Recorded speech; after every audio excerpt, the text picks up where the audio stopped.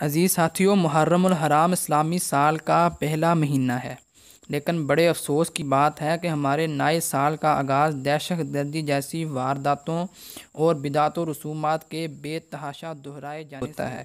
ایک طرف تعزیے بنا کر چوکوں، گلیوں اور امام بارگاہوں میں رکھے جاتے ہیں، تو دوسری طرف مساجد کے سامنے سڑکوں، گلیوں، کوچوں میں پانی اور دودھ کی سبیلیں لگا لی جاتی ہیں۔ ایک طرف تو رسول اللہ صلی اللہ علیہ وآلہ وسلم اور سیدنا حسین کے پریکٹیکل کو بلا بے صبری اور سینہ کوبی کا مظاہرہ کیا جاتا ہے، تو دوسری طرف بازاروں، دکانوں میں کیسٹیں لگا کر سوگ کو منایا جاتا ہے۔ ایک طرف چارپائیوں کو الٹا کر کے سوگ منایا جاتا ہے، تو دوسری طرف روزمرہ کے کاموں کو روک دیا جاتا ہے۔ ایک طرف گھوڑا نکالا جاتا ہے، تو کہیں گھوڑے کے نیچے سے گزرنا بے شمار آفتوں سے نجات کا ذریعہ سمجھ لیا جاتا ہے۔ تو پھر مجھے یہاں پر وہ شعر یاد آ جاتا ہے کہ تھی میری اور رقیب کی راہیں جدا جدا، آخر کو دونوں کوچائے جانا میں جا ملے۔ لیکن دیکھنا یہ ہے کہ اسلام کے نام پر کیا جانے والا یہ سب کچھ واقعہ ہی اسلام کے موافق بھی ہے یا نہیں ہے۔ کیا اسلام ہمیں ان تعلیمات کی اجازت دیتا ہے کہ نہیں دیتا؟ اس معاملے میں کچھ لوگوں کا کہنا ہے کہ شہادتیں اعزاز ہوتی ہیں، جس پر سیدنا حسین رضی اللہ تعالیٰ عنہ فائز ہوئے۔ اگر شہادتیں رونے کے لیے ہی ہوتی تو سیدنا حمزہ رضی اللہ تعالیٰ عنہ کی شہادت کیا کم دردناک کی، جن کے جسم کا ہر اعضاء کاٹ دیا گیا تھا۔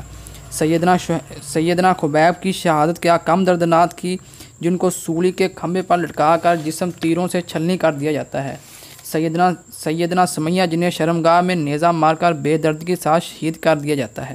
مگر دیکھیں تو نبی صلی اللہ علیہ وسلم نے کس طرح ان شہادتوں پر صبر کے عظیم سبق کو امت کو سکھایا ہے۔ سیدنا حسین رضی اللہ تعالیٰ عنہ کے خاندان کے ایک ایک فرد کو شہید کر دیا گیا، لیکن انہوں نے صبر و استقلال کا دامن نہیں چھوڑا۔ وہ تو اس خاندان سے تعلق رکھتے تھے جو صبر و ہمت کا پیکر تھا۔ چشم فلک نے ان سے زیادہ صبر کرنے والا خاندان نہیں دیکھا۔ ان کے نانا نے 13 سال تک مکہ میں ظلم کے پہاڑ برداشت کیے، لیکن کوئی بھی ایسی بات نہ کہی جو صبر کے منافی ہو۔ کوئی بھی ایسا نازیبا جملہ نہیں تھا جو ان پر کسا نہ گیا ہو، لیکن کبھی بھی انہوں نے آہ تک نہ کی کہ کبھی صبر پر حرف نہ آ جائے۔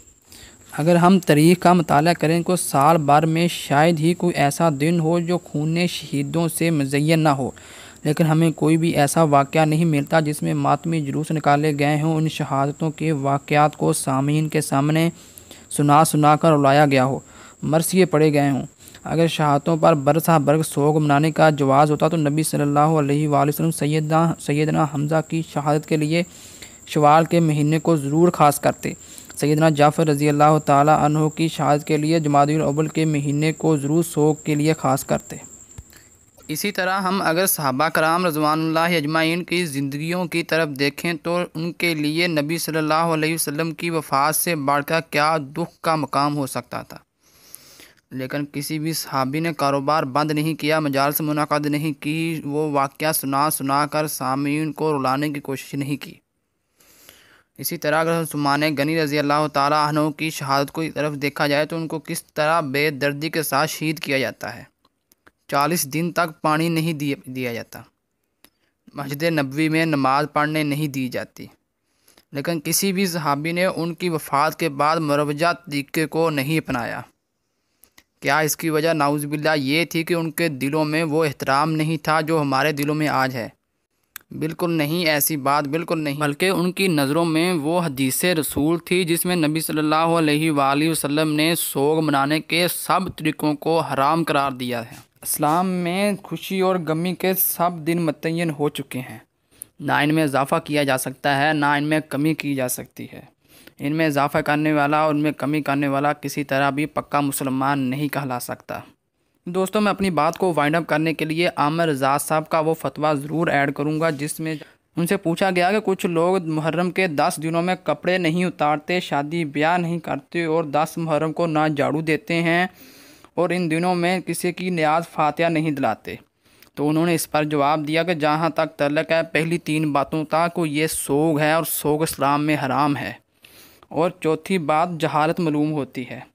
تو ساتھیوں، میں آج اہل سنت کے اس موقف پر کاربند رہنے کی ضرورت ہے، نہ کہ دوسروں کی نقالی کرتے ہوئے خرافات میں پڑھنے کی۔